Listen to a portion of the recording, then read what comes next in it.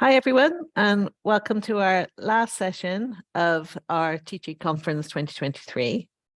Hopefully, if you've been able to join us either for the YouTube premieres that we started last week or since Wednesday for our live conference, you'll have seen that we've really been showcasing some excellent research and in particular sharing lots of ideas in the chat. So hopefully we'll keep sharing those ideas on our discussion forum, which we went live with last week, but we'll be keeping going to eternity and back, I guess. So do keep connecting on there. We've obviously covered a huge amount of ground, and it's quite tiring to get to Friday afternoon, try and remember all the things that you've jotted down that you want to do after a conference like this. But what we thought we'd do was finish off by taking a sort of step back and thinking about the big picture of economics teaching. So really thinking about, with everything that we do, are we preparing our students for life after they leave university? Our panel is going to talk about that in a sort of very focused, what they should be learning in economics way. But if anyone wants to throw in any comments about preparing them for life more broadly, please do feel free. Obviously, in the last session, we were touching on things like mental health and helping them prepare their resilience and their general skills at working with other people and things like that. So I'm delighted that we're going to be joined by a panel of 4 people, one of whom is having some connection issues, which is one of our joys of online conference. And these panelists are covering the big question of what should students be learning in an economics degree, and particularly students who are, for those in the US, we're kind of assuming they've decided to specialize in economics and they have interest in that area. So we're going to get perspectives from academics and from professionals. And we're also getting perspectives from people who have worked and taught in the US and in Europe, so in the UK and in Spain. But I'd imagine most of this is relevant to the rest of the world as well. If anyone thinks from another part of the world that there are unique issues where you're from, please do share them in the chat as well. So now that most people are hopefully joined, just a reminder, as we've done for all the other sessions, that this is recorded. Obviously, you can keep your camera off if that's what you would prefer to do, and it will be shared on YouTube. We're using the chat function to ask questions. What we're going to do is let the panelists and me not to pay too much attention to the chat as we're talking. My colleague Ramin is going to keep an eye on the chat, and he will share the questions and we will make sure they get to the panel. And I think that's all the main housekeeping. Like to welcome everyone again from all over the world, but particularly our London watch party. So one of our themes for 23-24 in CTaLE is to create communities of practice. And while we love doing things online and it's great to connect across the world, we have heard from a lot of people that they'd like to see people in person as well. So finding people near you in nearby institutions and doing something similar, we strongly encourage and happy to reach out to you on that. Hi, Doug. Yes, we will bring you to London at some point. So without further ado, I'm going to waving to the watch party. Pardon? I was waving to the watch party. Oh, hello. Well, not to me. Yeah, I'm just down the corridor. Okay, so I'm going to ask the panelists to introduce themselves, and then they're going to do a 5 minutes on the topic before we open up to questions. So I'm going to start with you, Antonio. Hi, yes, I'm Antonio Cabrales, and I'm a professor of economics at the Universidad Carlos III de Madrid. And previously I was here, so it's very weird to be back, but very happy to do it. I'm here mostly because I don't know anything, so I will share my ignorance with everyone. Thanks. Thanks, Antonio. And Dan, do you want to introduce yourself? Yes, hello everybody. I'm pleased to be here. My name's Dan, and I am an applied scientist at Uber Technologies. I work on pricing algorithms there. Previously, I was a PhD student at Stanford University, where I studied microeconomics and game theory. I still feel like I'm fresh out of my PhD 2 years ago, so hopefully that experience still rings fresh, and I can bring some thoughts there. Thank you. I'm still recovering from my PhD 20 years ago, Tan. It doesn't wear off. Thomas, would you like to introduce yourself? Hey, my name is Tom Nechyba. I'm a professor of economics at Duke University. I've been at Duke for about 25 years after 5 years at Stanford. And my undergraduate teaching has focused heavily on Economics 101 and then the intermediate microeconomics that follows it, which we teach in a very large setting here at Duke. And so thought a great deal about what we do with our students in both those classes, as well as in the program more generally, which I've run for a number of years. Great, thank you. So just for everyone watching, our fourth panelist, who hopefully will be able to connect with us, is Kate Collyer, who is a graduate from UCL Economics, and she is the chief economist in the Financial Conduct Authority in the UK, but she's also worked in central government and various different departments and in the Office for Fair Trading. So she has been an economist working across public policy for most of her career. And I can see she's just about to be admitted.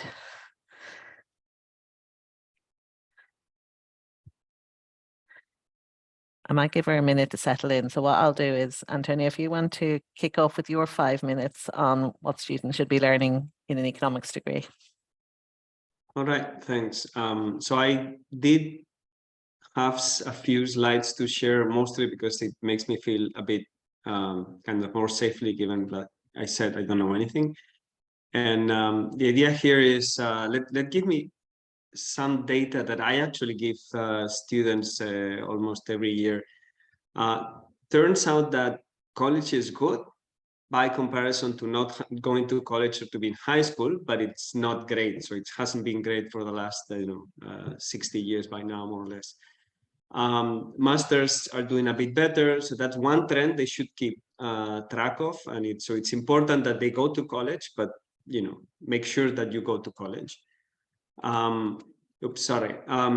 In terms of employment trends, different kinds of jobs are going to have different demands. And actually, this varies a lot by country. This is from Otter and Salomon, so it's already a few years old, but I don't think it's going to change very much. The trends have been like this for a while, and some countries have been demanding lots more high-skilled jobs, others don't. So they need to keep track of this. So that's another important trend to be aware of. The other thing is from also another different line of work. Artificial intelligence is with us now, and it's going to create lots of different opportunities, but also challenges for people. And the share of workers at high risk in the estimate of these folks varies a lot by country. So that's another thing that the students should keep in mind. Now, those are just pieces of data, and how do we prepare for this? Could vary, but I think there is a fair amount of research now pointing to the fact that the way we do teaching should be based on technologies that are kind of active, that are based on problems, that people should be already at the undergraduate level like little scientists. And part of the reason why I think this is important is because economists and we as academics, many of us are academics working at research universities, we have some things to offer our students that maybe others cannot, and we have to basically be mindful of those. So in particular, as economists, what kind of things can we offer students that are less likely to be offered by either other disciplines or by machines and so on? So one thing we're good at doing is we think of decision makers that have purposes, that want particular things. That's not obvious if you come from to economics or to economics issues from other disciplines. That's not obvious. Other people take, agents as entities that kind of do things mechanically, and that can lead to error. Our individuals are not passive, which means the Lucas critique applies. General equilibrium effects are all over the place. Many other people going into our fields and trying to advise others on how to do policies will not take this into account. We have an advantage. We need to embed into the thinking of people this advantage that we have. Unfortunately, these days, there are more ways to exploit this. My students doing the undergraduate thesis are doing experiments. It's very easy to do an experiment right now online. You send people links, they do stuff, you get the data back, and then you can do the data analysis. They can do simulations to try to understand how things work. All these things are now much easier than they were at the time when I was starting my career. So we have to train them for it, be able to use these new tools that are out there. Now, really very importantly, I was telling people that I was meeting here in London today that my son is undergraduate in physics, and now he's doing a master's in computer science. He was applying for jobs from a very good place, Imperial College, London, which is one of the best places for this kind of thing. He was applying for jobs, and he realized that most of the things he wanted to do, the jobs that he wanted to take, are the kinds of jobs that Daniel has now, and most of them require PhDs.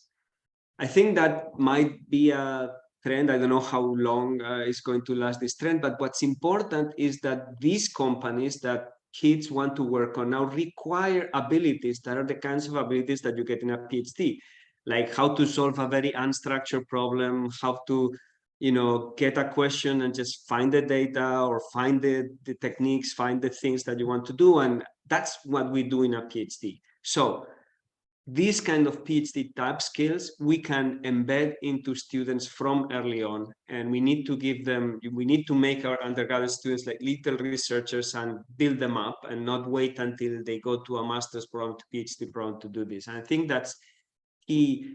And my idea of how the labor market is working these days is very much like that. So let's use it. And I think those were the three ideas. The world, it is changing. We have to adapt, and we have to give students what we're best at giving. So looking forward to the questions. Thank you.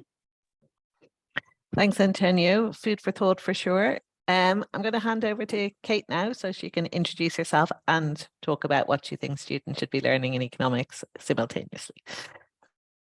Thank you, Cloda, and apologies for being late. I was having some problems with the technical, the firewall.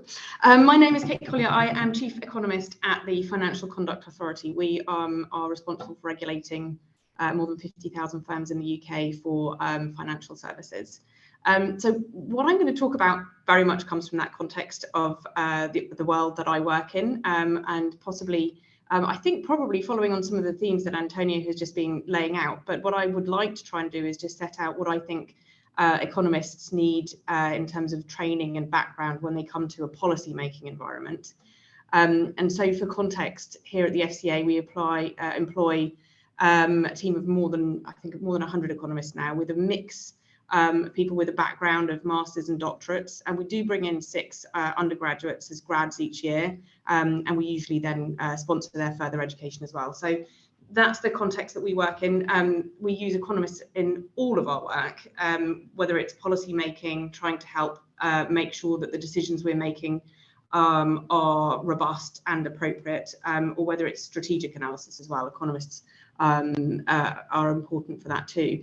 My background is very much in microeconomics. I've worked in other parts of government, I've worked in competition and antitrust, and all of that I think requires a similar sort of set of skills, and very much complementary, as I said, to what Antonio was saying. So the things that I'm going to really focus on are applied. I think we need to be developing economists who are able to apply economics. I mean, obviously I would say that, but I think I'll try and give you some examples of what I mean by that, and some sort of examples, I think, from kind of how that might work in practice. So I think the economists that we need to bring into the workplace here at the FCA and in other organisations I've worked in need very strong, rigorous foundations in economic theory. I think that's a given.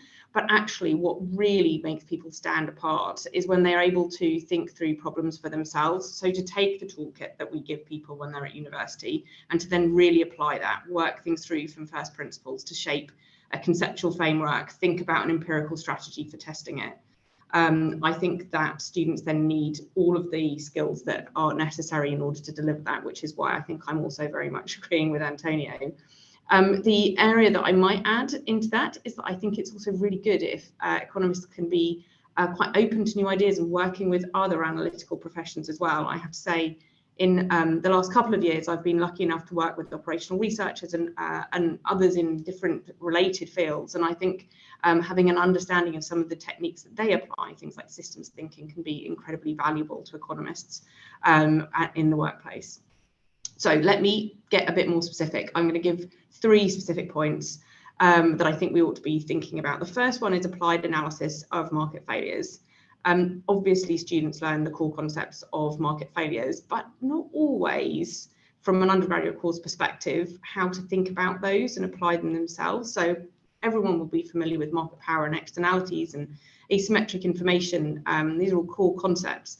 But a student that really may want to go on to a career in public policy will probably need to know how to apply those to a range of public policy questions, whether that's health or housing or energy or consumer markets. So the ability to really think that through for yourself, probably with an understanding of some of the regulatory kind of cost benefit analysis and how we think about policy design questions, understanding when market solutions may be the right answer or possibly an intervention is the better way, understanding possibly the unintended consequences of regulation or intervention, and the winners and losers. So the first thing I'd really emphasize is the applied analysis of market failures. And I'm going to be cheeky and extend this one into understanding behavioral economics as well, which I know is now increasingly taught in schools, but I think that it's absolutely crucial in the public policy space to have a good understanding of behavioral economics and how that might then affect the way that people make decisions. And I was thinking through some recent examples where we've been using those sorts of skills in some of our work.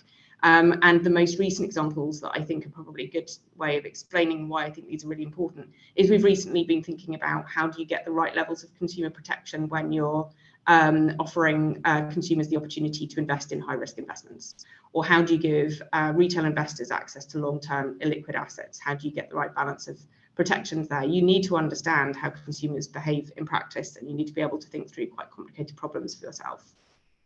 My second point then is applied econometrics and statistics. I think it goes without saying that graduates and people coming from universities need a really strong foundation in econometrics and a rigorous, robust understanding of statistical foundations.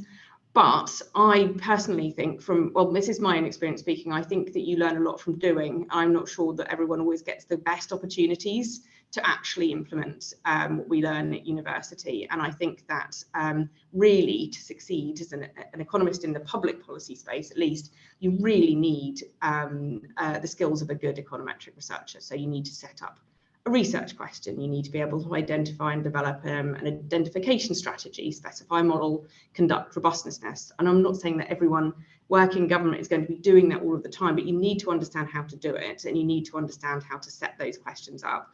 And at a minimum, I think you need to be able to understand and challenge and critique how someone else has done that and presented it to you.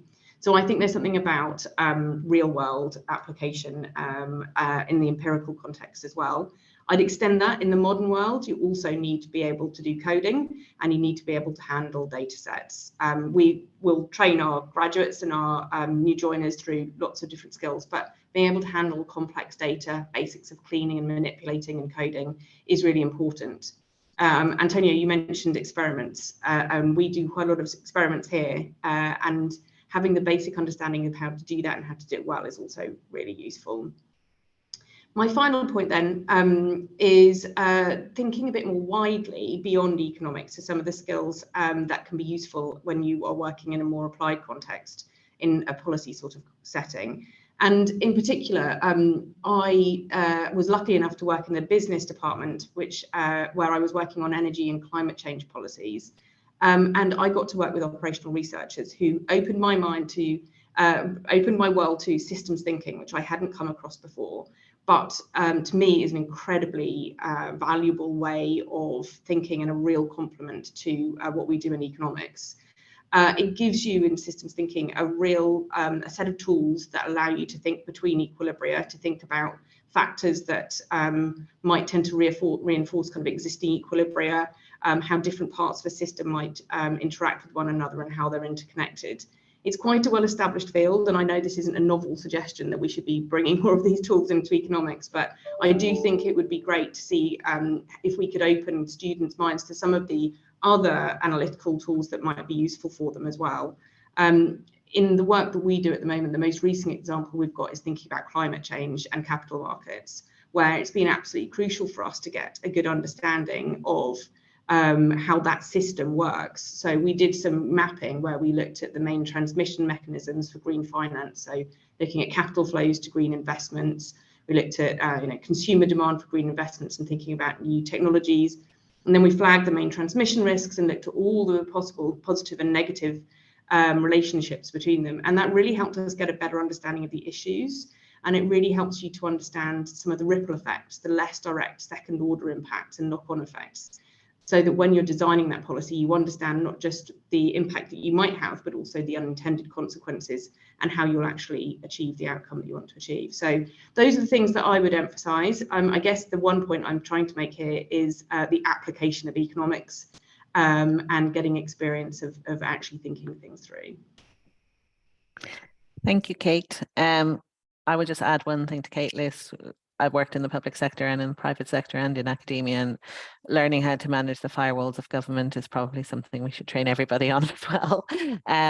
But also, I mean, Kate's emphasizing this for policy, but a lot of economics graduates go on into consulting and actually being an advisor to companies and policymakers. All of these things are important as well. I'm going to hand over to Tom next. Hi. So again, I'm Tom Nechyba from Duke University. I'm sitting here at my whiteboard, which I use for my both producing asynchronous material for my students for teaching online, as well as I use a larger version in my classroom. So I take any opportunity I can to be evangelical about it, because it's helped me sort of get rid of PowerPoints and become much more interactive in my teaching. I can write on this, and as you'll see in a second. I will zoom out a little bit, but bounce right off of comments that have already been made, and really just kind of replicate a conversation I have with students all the time when I have lunch with them. When I ask, why is it that economists are in high demand in the world? What is it that our comparative advantage is? And work back from that and say, well, what does that imply for what we should do with our students? And I think my answer to that question is twofold. The first thing is we bring a powerful conceptual lens to make sense of the world. We can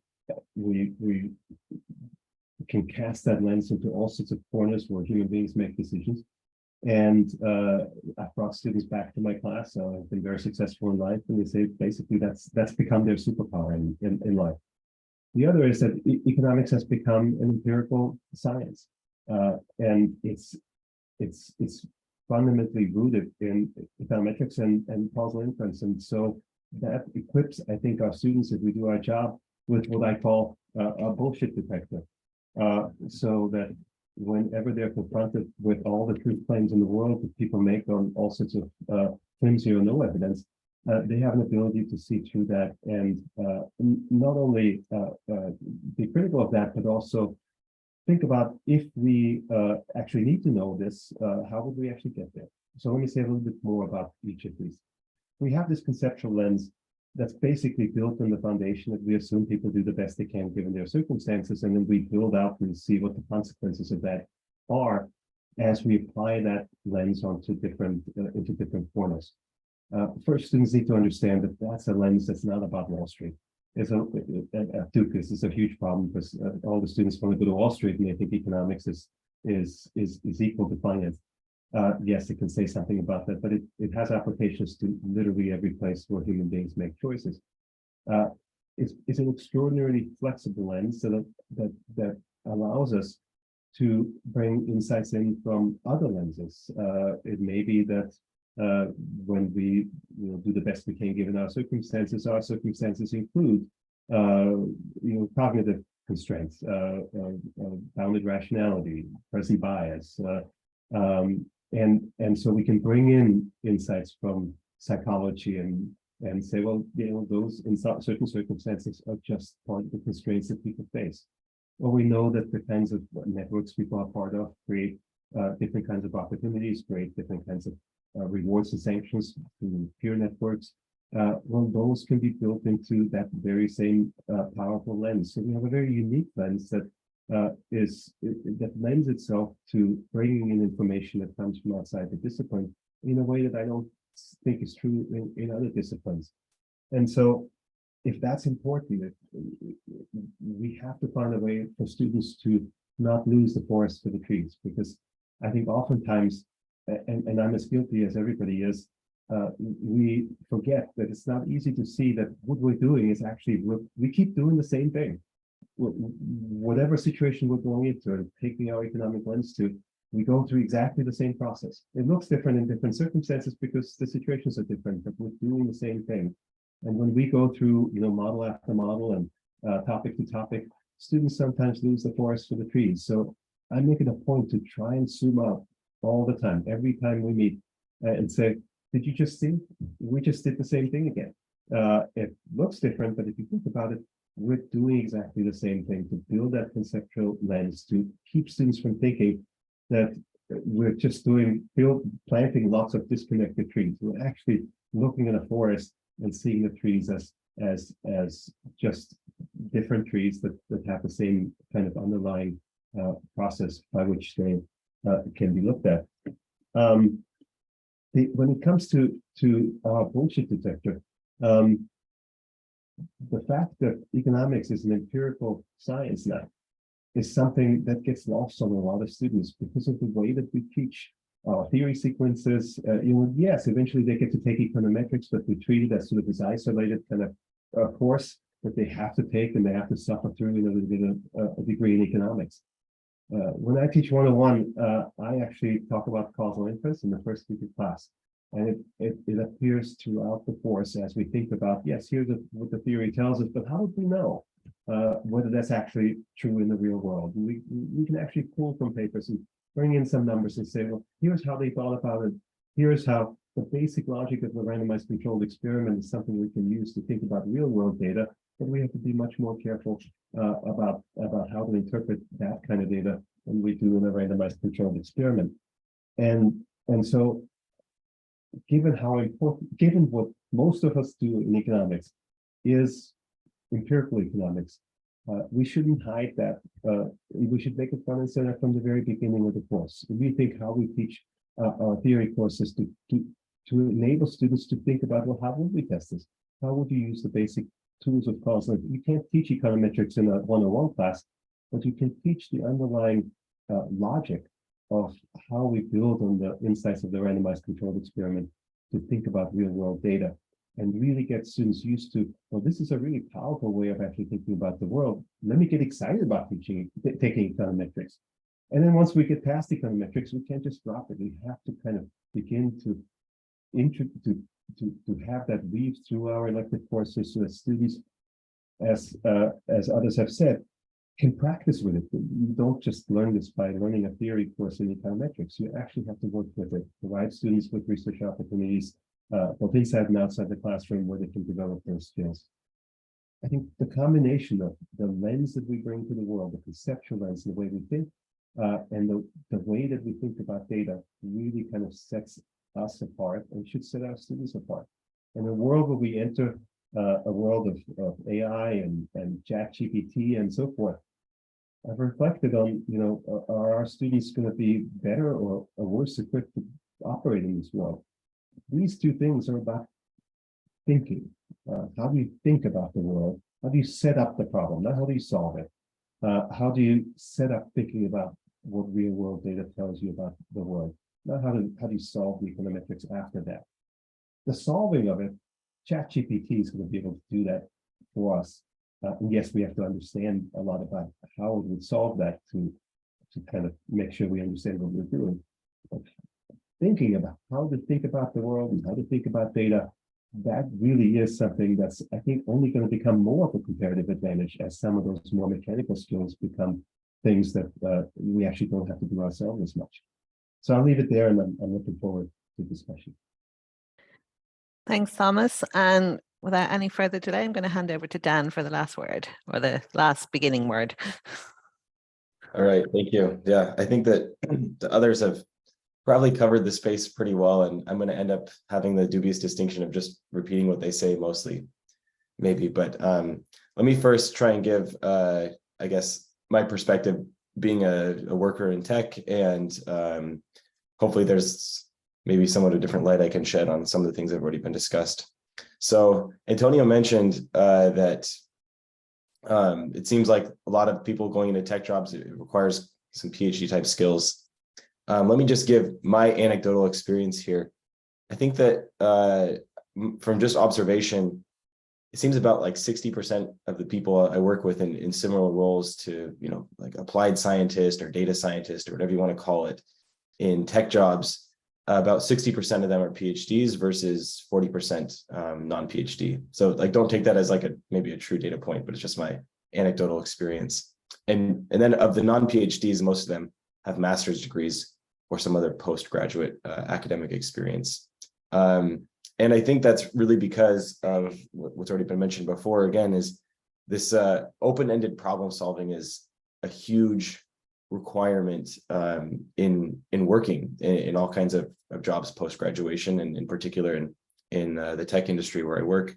You face very big problem spaces, and oftentimes it's not clear which tool you should use and which solution methods should apply. And so you, as a researcher or economist or applied scientist, have this requirement of the difficulty of defining a problem itself, and then figuring out like what seems to be the most likely or most likely to be a successful tool to apply to a situation. We also have, right, so in economics, there's definitely like this methodology of thinking through problems versus also just having like this tool set that we have. So being an economics student once upon a time, I remember learning about mathematics, different mathematics, econometrics, different economic theories. These are good, but it's already been emphasized that we also need to think about how do we expose students to this kind of problem solving and present them with an open problem that they can then take these tools that we've given them and have some practice getting experience applying them. In my field, we have the opportunity to work with folks of many different stripes without economics backgrounds, and their experience and their skills are very valuable, and we can learn a lot from them. I work with machine learning folks, operations research people, statisticians, applied mathematicians, physicists, like computational biologists even, and computer scientists. All of these folks have, in some sense, some common skill sets with us, right? Like mathematics is the backbone of a lot of what we do. And so there's some communication that we can have across that, but there's also very valuable insights that they bring. I think it would be really valuable for economists to get exposed to these sometimes earlier, and having some cross-contamination across these fields would be great. It's already been mentioned that the data literacy is super important. I think almost all work that economists are doing in applied areas these days requires some kind of data literacy. And Thomas mentioned a BS detector. It's true that economists need to be prepared to be able to look at a truth claim and be able to evaluate that. And the most effective way to evaluate those is through the lens of data analysis, and in particular having the skill of causal inference. And does causal inference apply to this problem? Can we causally identify some impact that someone is claiming, and those kinds of things? It's extremely important in business applications, because oftentimes you do some action and you try and claim some impact of it, and in that connection there, it's necessarily a causal inference that you must make.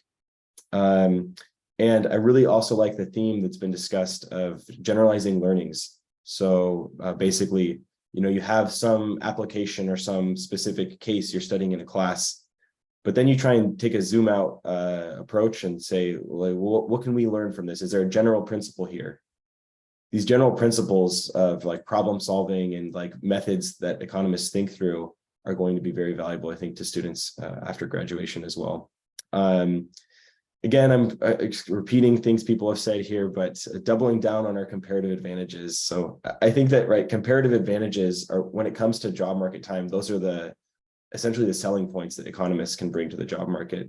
These are things like causal inference, understanding feedback effects or equilibrium effects that have already been mentioned, understanding econometric identification, marrying models with like the statistical methodology or econometrics.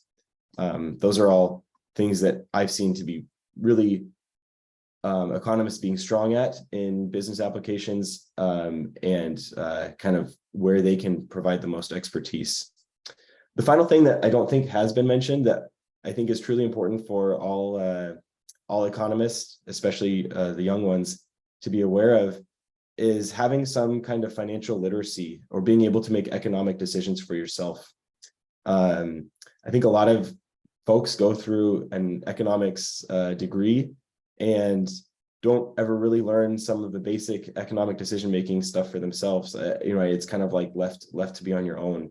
How do you deal with like negotiations in jobs? How do you deal with investing in the stock market on your own? How do you deal with saving for retirement, paying your taxes even? I wish we had more classes like this. I think it's extremely important for just your personal well-being after you graduate. And as an economist, you should be able to, you should have some experience applying economic thinking to yourself and your own decision-making. I think I've gone over my 5 minutes. I certainly have more I'd like to discuss about this, but I think it's time for us to move on to the next. Yeah. Thank you.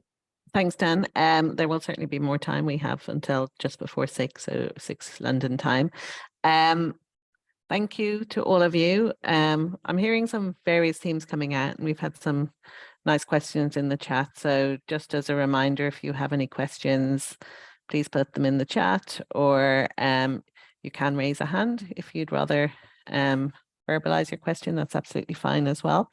So Dan, I might actually just go to you first of all with a question that came in from Anne, which is around the fact that the majority of economic students don't necessarily graduate and go into a job that has economics in the title. So I was just wondering, in the context of what you were just talking about, the whole kind of skill set that they have and that we can develop in them, do you think that's just for economics jobs, or do you think that they're actually skills that are transferable across all sorts of different roles that they might go into? Right. So, maybe I'm not interpreting the question correctly, but there's so many roles that I've seen in business applications in tech, especially where economists, like as you mentioned, there's no actual economists at Uber, for instance, and we're all kind of given the same job duties as someone who has a totally different background. So someone from computer science or operations research, we're expected to do very similar things. We end up doing different things though because of our backgrounds. I think that there's these general points of bringing economic thinking, bringing causal inference, and bringing ideas of having a model in the back of your head and thinking about equilibrium effects. Those are skills that no matter what your title is, if you're working in an economics related or economics adjacent field, can be extremely valuable, just as a framework for thinking. Great. And Tom, can I sort of pass that one to you from the other side? When you're teaching students, do you think about creating the next generation of economists, or just generally that you're preparing them for being able to think and call out the bullshit when they graduate? What I tell my students, I don't care where you go in life, you're going to be either individually as part of an organization trying to accomplish something, and you're going to face some constraints. And you're going to have to try and figure out, how do I best accomplish what I'm trying to do? That's economics. So no matter where you go, you're going to end up doing economics, whether you have the title of an economist or not. And then once you sort of embark and say, okay, I think that's the best path, let's do it. You're going to need to think about, is it working? Am I actually accomplishing what I've tried to accomplish? How would I measure it? How would I think about how I know when I'm succeeding? So both of the skill sets that I've sort of plugged into at the 30,000 foot level are things you're going to have to think about no matter where you go in life. So that's how I think about it. You're going to have to cut through the fog of noise in the real world to think about, what's the essence of the problem I'm trying to solve, and then how do I actually know whether I'm succeeding? And so I think we can train students for that, whether they have the title of economist or not. Great, thank you. Antonio, do you have anything to add on that as a professor from the other side? You teach non-economists quite a lot, don't you? So you have this in the classroom as well. Yeah, so I teach introductory economics, and introductory economics is compulsory in our university for everyone doing social sciences and for some of the engineers. And I don't often actually teach people who want to be economists. So I see it part of my role to try to convince people that the kind of analysis that economists do is useful. And I do this with sociologists and lawyers and people that are going into mostly finance degrees. And it's not that difficult, but it takes a bit of work. So you have to, and this is one of the advantages of teaching now in the new era. I teach the core project, the economy. It's much easier to do it that way because it incorporates the new advances in economics research into the curriculum. And I think that's key, whether you use the core or not.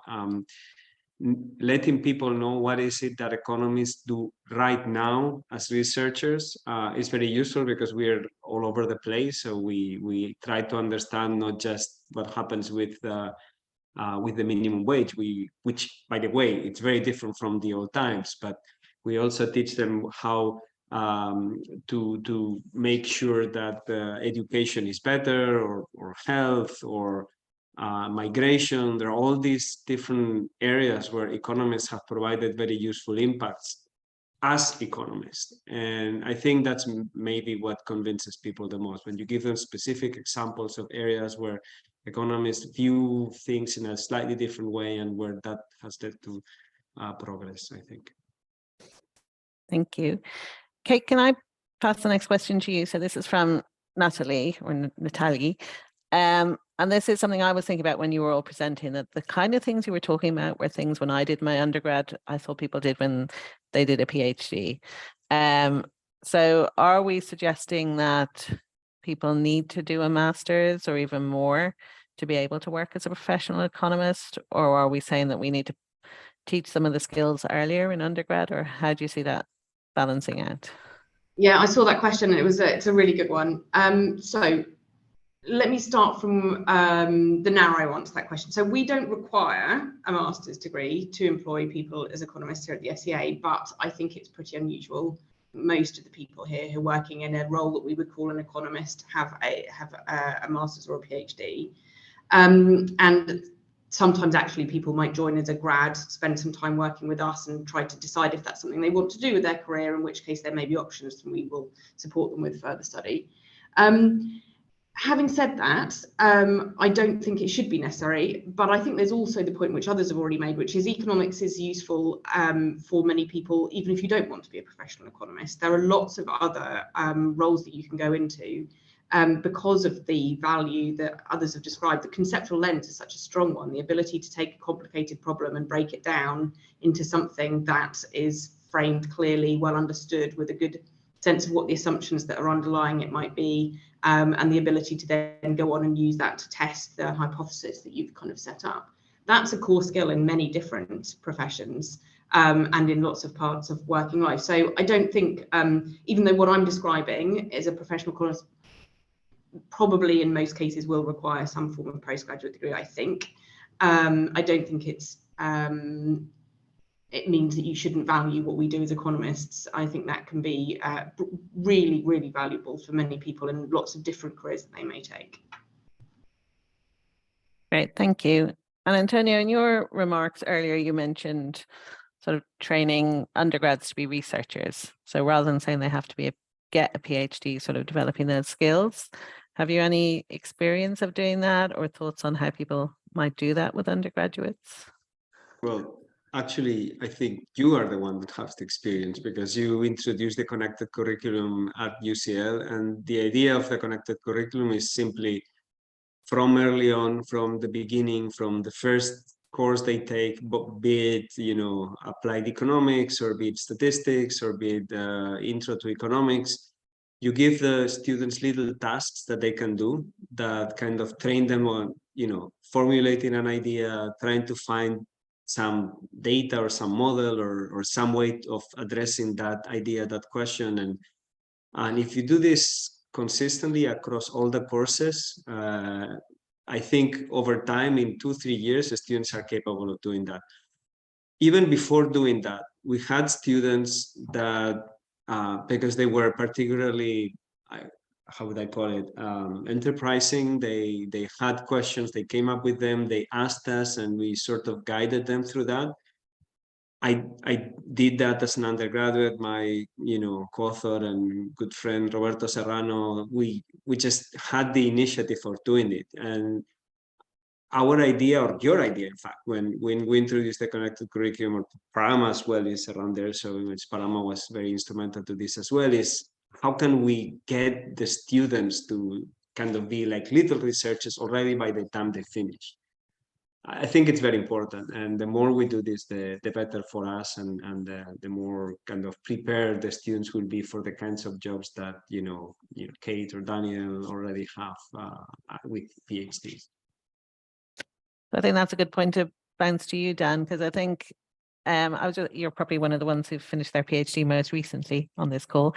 But if you think about what you're doing now, how would you sort of describe the research and the kind of things that your PhD helps with, but that you think maybe you could have picked up as a 20-year-old, say?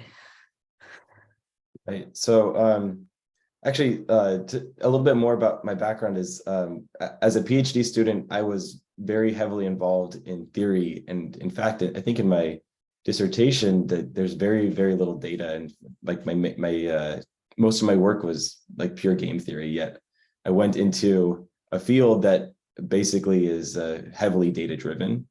And I'm able to, I think, be successful in like this, you know, kind of applied data-driven world because of skills that I mostly was able to accumulate as an undergraduate and in the early years of like my PhD training. So actually, I felt very fortunate as an undergraduate to feel like I got a strong econometrics training, and the ability in some of my classes, I believe I took like an applied econometrics class where it was this going through this process of you have some problem, and students were supposed to come up with some problems with themselves, find some data, and work through the process of answering some question you had using data and using some of the econometric methodologies that we had learned. I also got the chance to be an undergraduate research assistant. It was extremely valuable in learning how to kind of like further this application, where there's some guidance from a professor or other mentors to like work through these kinds of open-ended problems. So I actually believe that it wouldn't be the same going into a job like I have straight out of undergraduate. There's certainly skills that pick up during a PhD that go further, but I think there's certainly ways that we can prepare undergraduates by doing these kinds of like open-ended problem solving, take the toolbox you've been given and test it out, that would lead to them having success in jobs. I think it's also another important point to make is that we have a lot of folks that go into PhD programs now and end up going not into academic roles, but into tech jobs, business jobs. I think that it's okay for even for people to go into a PhD and not expect to come out as an assistant professor somewhere, and encouraging more of that. I felt like it was kind of a taboo thing during my PhD to say that you were planning to not go and get an academic job. And it's disappointing to me. As much as we could change that, that would be good. Because it does take time to develop these skills. And so whatever you start as an undergraduate, some sense it's a continuation as you do your PhD and get more experience with working on open-ended problems like this. Thank you. Yeah, I think remembering that the PhD economists are going out into big bad world and not necessarily in academia is a really good point to remember. Tom, I was going to ask you about this. Doug put a question in the chat. So we've had sessions on group work and things like that this week. But also often when I'm in sessions like this, we talk a lot about, teamwork, having confidence. And I really like the fact that we're getting into the economics bit here. But does that mean that we're sort of spending too much time thinking about students need to work in teams and, the softer side of things? Or do you think that's also useful on top of everything else we're asking of lecturers today? I think it's extraordinarily useful. So in my one-on-one class, the students do work in groups throughout the semester in their discussion sections, and ultimately produce a group project that you can sort of sense that the group has gelled and they kind of have fun with it. And so we're in a world, we see it in academic publishing, right? If you look at the trends of single author versus co-author articles, so the mean or median number of authors per article, it's just been going up over the last few decades. And increasingly we work in teams and academics, but we also, in the real world, not that I'm a member of the real world, but I think the members of the real world, I sense that problems get solved in teams, and that happens oftentimes because problems are sufficiently complex so that no single lens will actually be the single right way to think about the problem. And even an economist who has a wonderful powerful lens needs to be flexible in terms of allowing other kinds of insights to be incorporated into the way that they use that lens. So no, I think even when it comes to research, I think once students have taken econometrics and they go into applied classes, we oftentimes, I think the right answer is to actually have them work on these research projects in groups. They can learn a lot from each other. And we've now established a research lab where actually undergraduates are incorporated into faculty research and become members of larger teams the way that the hard sciences have done for a very long time. So I think all that's positive and doesn't take anything away from the things I've said. Yeah, totally agree. I think it helps them learn everything. Kate and probably Antonia, there's some really nice questions about microeconomics in the chat. So one's around the importance of teaching game theory, but also how important it is that people learn how to write and draw models and solve constrained optimization problems. So Antonia, do you want to talk first about how much you think about the extent to which students will use these things later? So I remember I taught a little module on game theory to the people at the at the Foreign Office here in London. I occasionally are taken to groups of business people to think about this. And the one thing that is most useful from game theory to think about a real world problem is less the kind of thing that we do at game theory classes, which is solve for the equilibrium of the game and so on and so forth. The most useful thing is to try to understand what the game is. So who are the players? What are their interests? And already thinking about those things, you realize that oftentimes some of the reasons why people make mistakes is they just haven't realized who are the players in the game. So when you think about a negotiation that has to deal with, I don't know what, climate change and so on, you think, oh, it's the government of France and the government of the US and the UK, but really, those are not the only players. So the government of France has to answer to a host of other people that are kind of, let's say, playing the game at the same time and might react to the measures. And then you, as the president of France, set up a very nicely thought out by economists tax, and then you realize that suddenly you have 2 million people in the streets with this yellow vests because they don't like the tax. That's the kind of problem that I think if one is a very good game theorist and is trained to think in that way, can solve that way. So I think that's perhaps the most important thing that you learn as a game theorist, if you're taught well.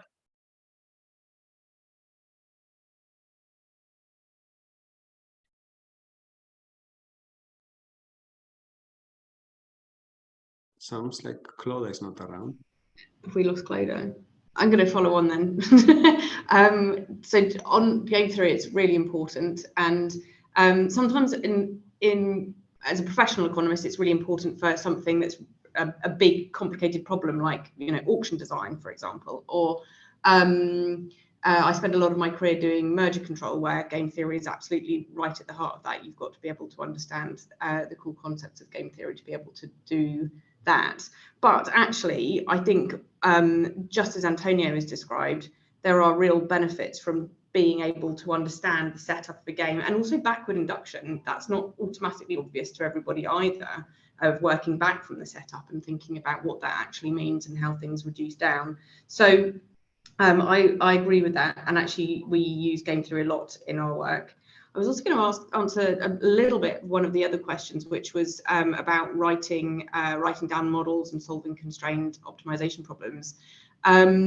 In my experience, I think there is real benefit in being able to do that, because I think it's a discipline, and forcing yourself to be able to kind of work through something, even if it's just a simple kind of, a sort of almost a baby model, can be a really good discipline for framing a problem.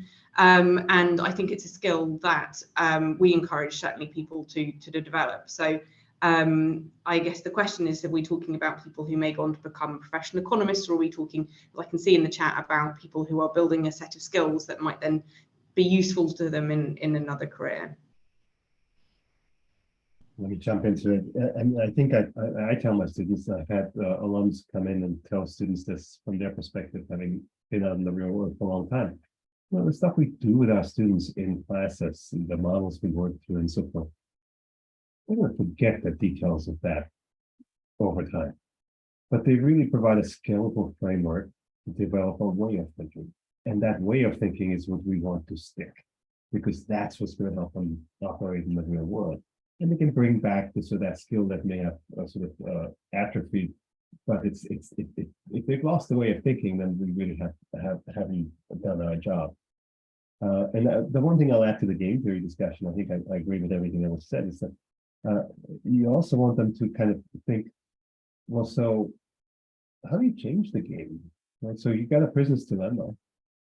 No one's cooperating, whether that's because of some externality or public goods or whatever the case may be. How do you change it so that actually you get cooperation? So that the trick is oftentimes there are ways to change the payoffs to change the game, and so we talk a lot about that when we do game theory. Thank you. I didn't realize I'd even upset the UCL IT people, and they've kicked me off the network as well, but it's all right, we're back on. Sorry about that. So we had one more question, which was around how we convince students of the importance of learning all the really important things we've talked about, like being comfortable working with not being in equilibrium and dealing with uncertainty and working in systems. And I guess the question was kind of, what we're often asked is this on the exam? And it might not be on the exam as a question, or maybe that should be the question. Why is it important to understand systems? So Kate, any thoughts on how you think we should convince students of the importance of these things? And I guess also whether getting employers in and professionals in is one of the ways to help with that? I think it is one of the ways to help with that. at the moment in the FCA, we're building something we call the FCA profession, which is open to people who are economists undergraduate economists who may have gone on to other roles.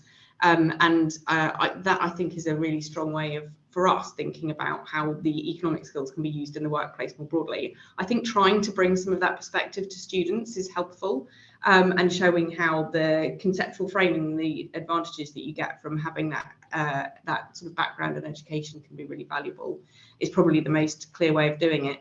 But there's also, I was thinking a bit back to my own undergraduate days and thinking about some of the bits that I enjoyed the most. And it's probably going to be just because this is a preference and a personal bias, and that's why I've ended up doing the job I've done. But the opportunity to really kind of try things out for a bit yourself. I realise time is scarce in degree courses, but giving people an opportunity to try things out, I think can kind of foster a bit of an appetite as well, and for people to demonstrate for themselves the value of what they might be learning. So I would include, I think, which others have suggested earlier, those sorts of opportunities within courses as well. And Antonio, how do you deal with the what's on the exam question relative to you should learn this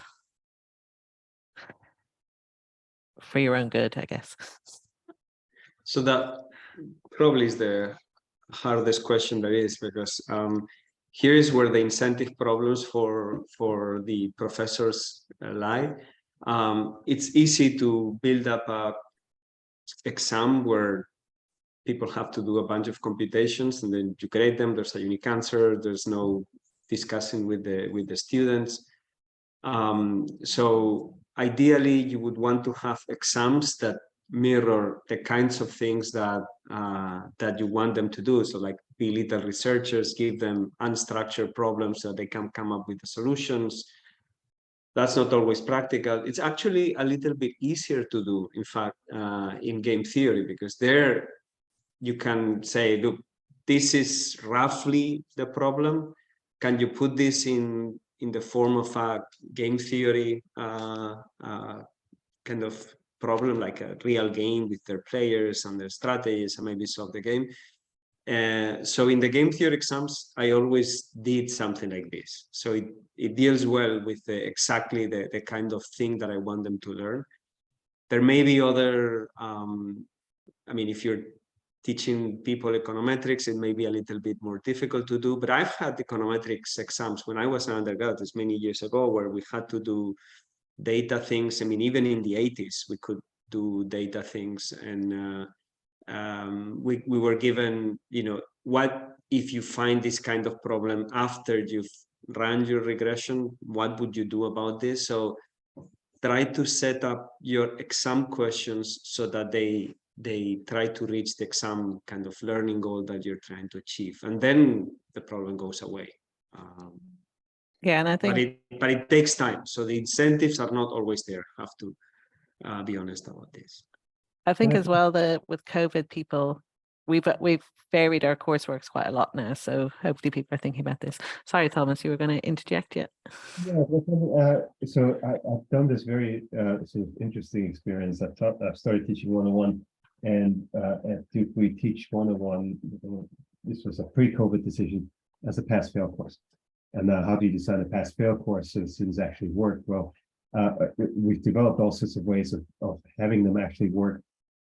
They report more than they typically work in a graded class, but they have constant opportunities to actually be able to use the assessments that are ongoing throughout the course to actually learn the material. So they get quizzes between classes, and they can take the quizzes as often as they want, and they get randomly drawn from a large pool of questions, and so they actually learn the material by taking those quizzes, and they don't take exams. And what I found in that class is that the environment in the classroom is so different than in the classes where the grades are primarily based on exams, where the question of the students is always, is it going to be on the exam?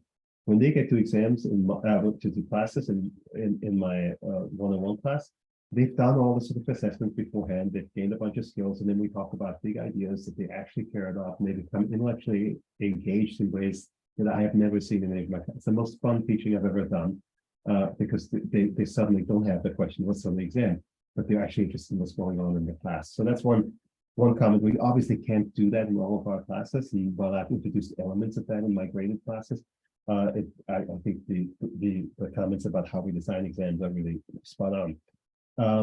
The other thing I was going to say about the question about, how do we convince students of that these things are important things and so forth. It reminds me of being a parent and saying something to my kids again and again and again, and then someone else outside tells them the exact same thing, and they come back and they tell me what a brilliant thing that it was that they just heard. And I have to resist saying, I've told you this about 100 times. The same thing is true for our students. I can tell them 1,000 times certain things about, why this is really useful in the real world. When I bring someone in that succeeded in the real world, and they come in and they say that same thing, the students, it hits them in a way that it hits my kids when someone else tells them something I've said 1,000 times. So I think it's extraordinarily effective to bring some people in who can really speak to that issue. Yeah, and I think Doug's just put in the chat, I think recent alum can be particularly useful because they maybe connect with them more closely. There was a couple of questions for you, Tom, actually on your course about how much sign up there is for your pass-fail course and how much attendance there is, I guess. So how engaged students are with it. You have to think very carefully through the incentives of how you set up that kind of course. So in my courses, it's 400 students. There's an automatic way using their phones that we take attendance.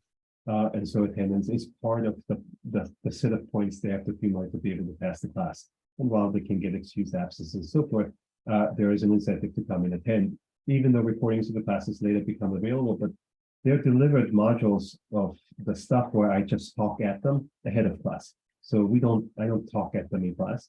We talk together and we talk about ideas, we solve problems and so forth.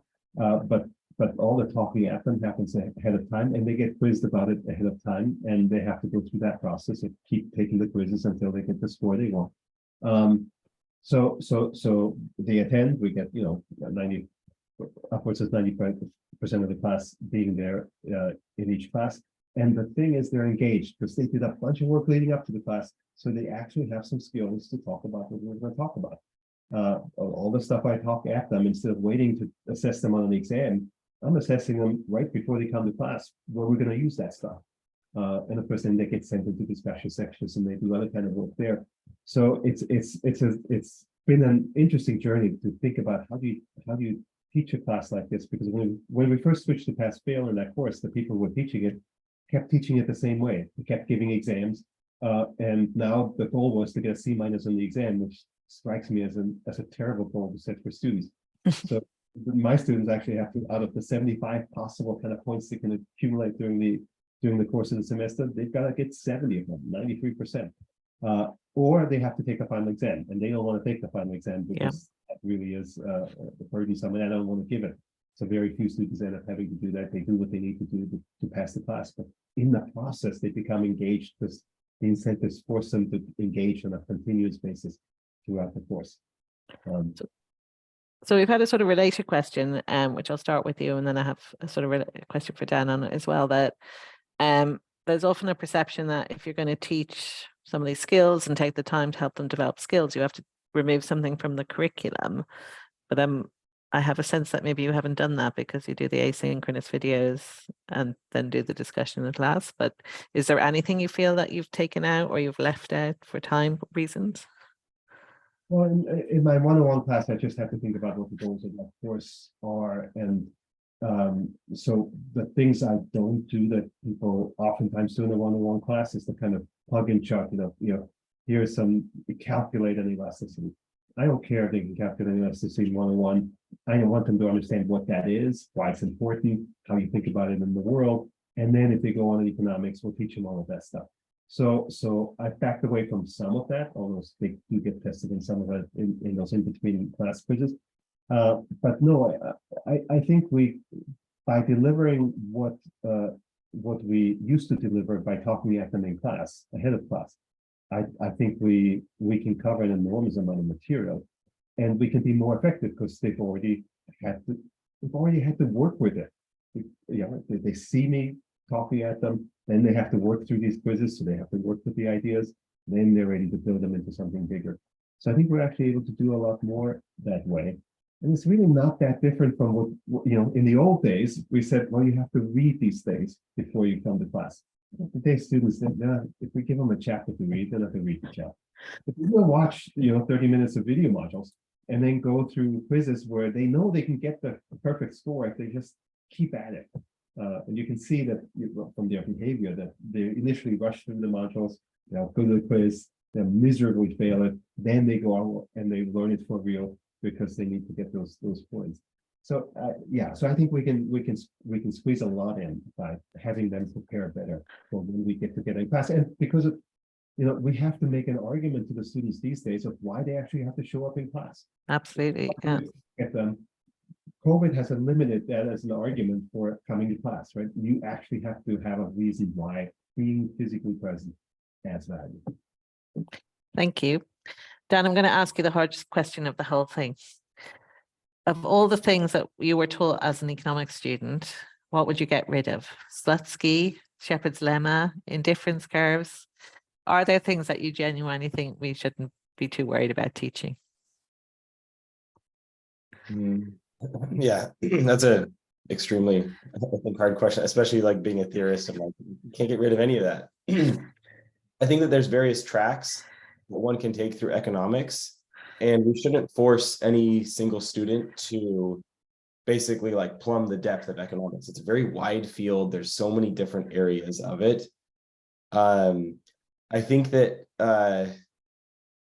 like what I would do to like fix this problem of there's too much stuff to teach is figuring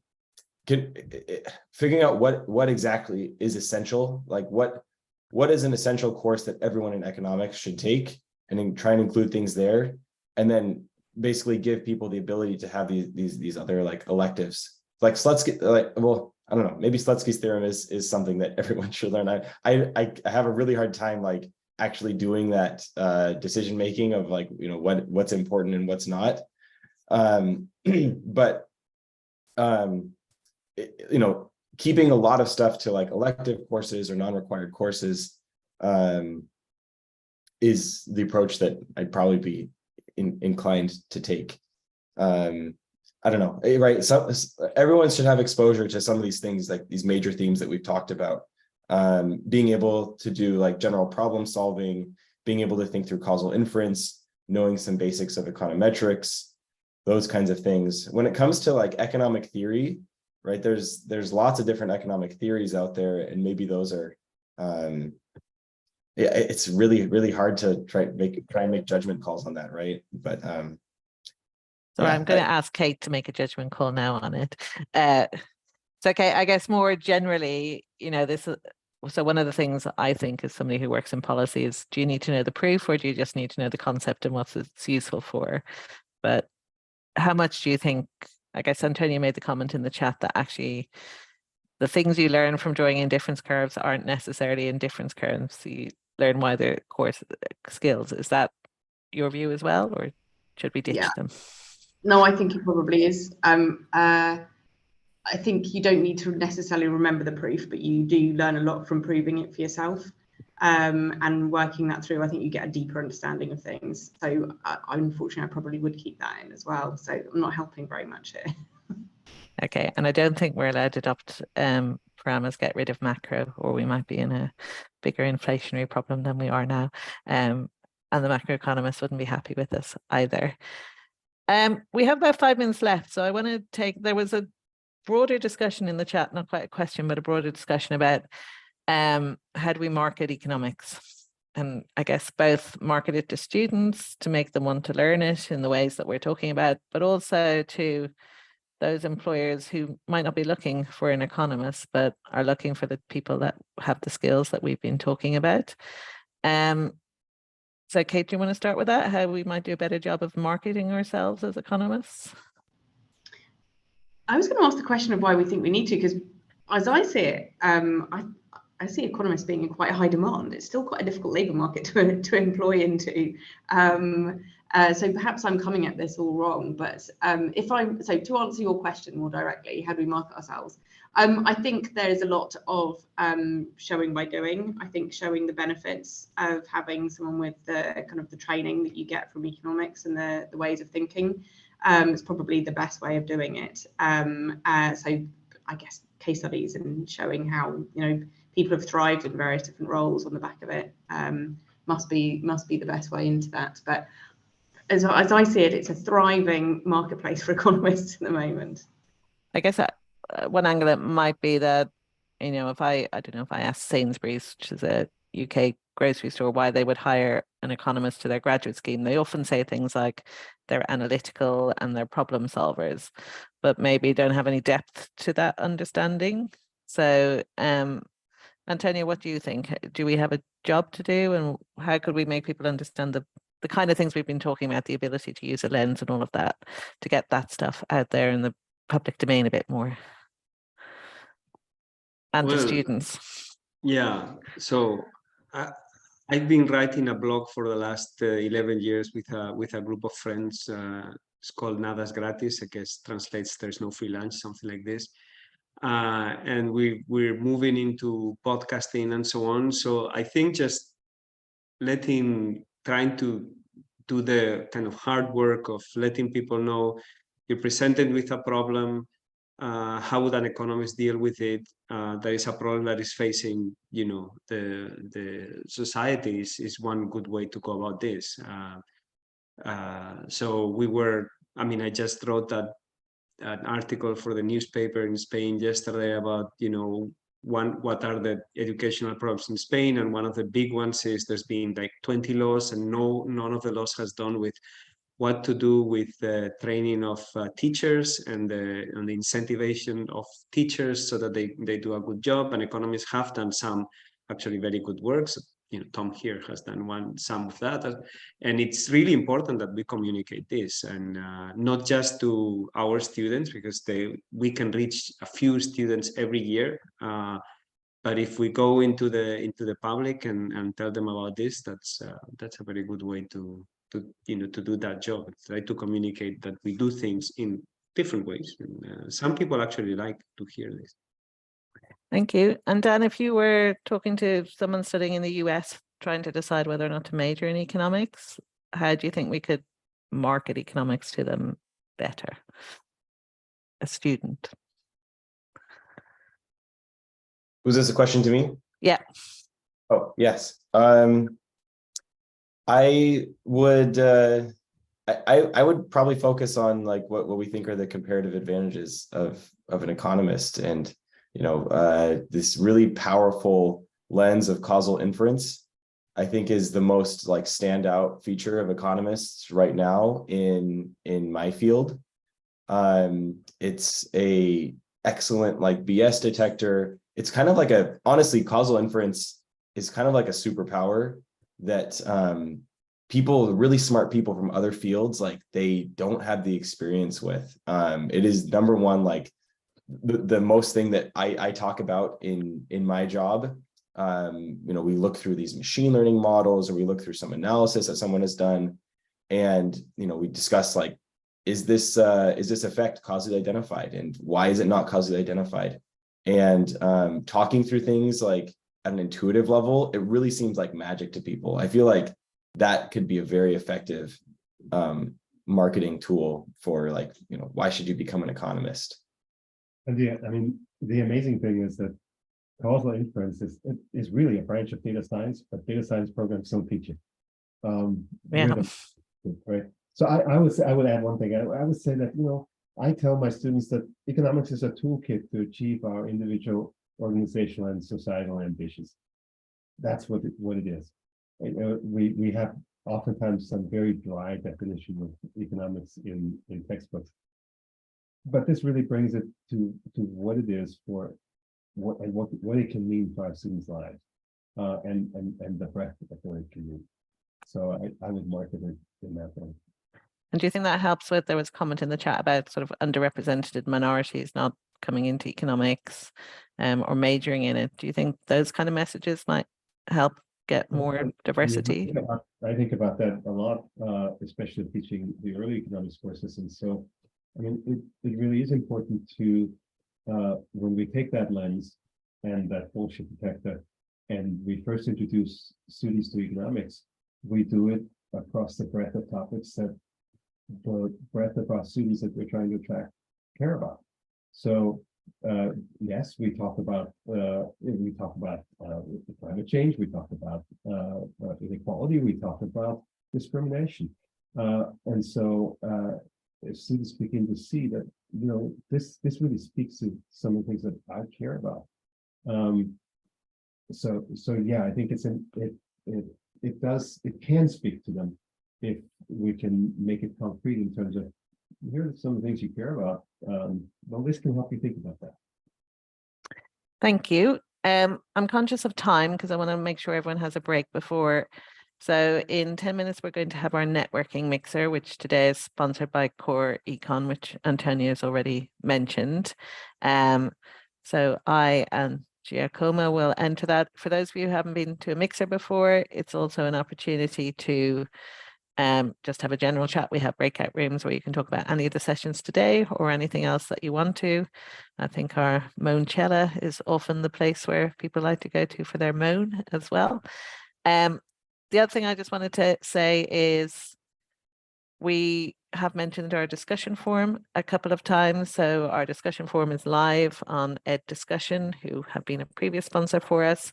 And also, some of us have quite a few connections with the UK Economics Network, including, which is also affiliated with the Royal Economic Society, which Kate is involved with as well. And they've literally, about half an hour ago, opened registration to their conference, which is early September. It is in person in Edinburgh. If anybody who's from overseas wants to join us, that would be excellent. I'm doing a session about group work if anyone wants to come along. So various people on the call will be there. So please do consider that. And then all I need to do is thank our panelists for really excellent, interesting ideas. And for those who ask for further information from them, we will contact them to see if they have anything to share that we can share with people who've attended as well. So thank you very much.